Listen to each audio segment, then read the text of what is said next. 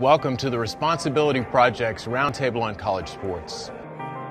We've invited a distinguished panel to share their insight and perspective on responsibility in college athletics.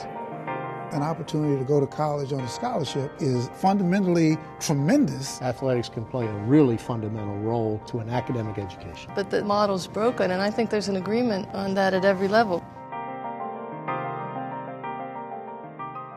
I'm John Sigenthaler, and I'm the moderator. We are going to talk to 5 very smart people about responsibility in college athletics. We have a former NFL player, one journalist who writes for ESPN, and another who is a columnist for the New York Times, an athletic director of Princeton University, and we had an agent. Intercollegiate athletics provides a lot of people opportunity to go to college, but also it's become the focus of a lot of debates about whether it builds character or whether it detracts from character. What is the state of college athletics in America today when it comes to responsibility? I really believe in college athletics. I mean, I really do. I played college athletics like kind of everybody at this table. I really believe in it. But right now, I think that we're sort of at a crossroads. Giving the student athlete a full scholarship is fabulous. I have no problem with that. But the amount of time and effort that's demanded of these kids at the expense of them getting an education saddens me to no end. And to that point, the athlete is so far removed from the academic experience of the institution. They're put in silos. They don't interact with the normal student body. They're dealing with people who think and act just like them, so they don't have a balance and a variety in the way they see life. And why is that happening? It's about wins and losses. It's about what this institution or what this sport is generating in revenue. Some coaches are paid more than the professional coaches. Somebody's earning the money, but the players are not. The shoe companies will pay the university $1 million for the players to wear the product. Players wear the product, the coach gets paid.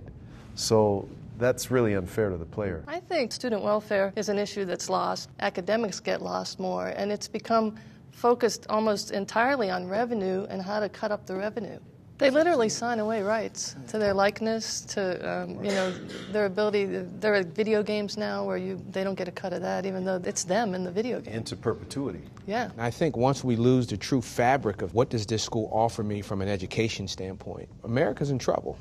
You know, when I look at just those individuals, those student athletes that have come from college to pro and then to pro on to the real civilian life, that individual has no transferable life skills. And that's whatever that institution developed, that's what we inherit.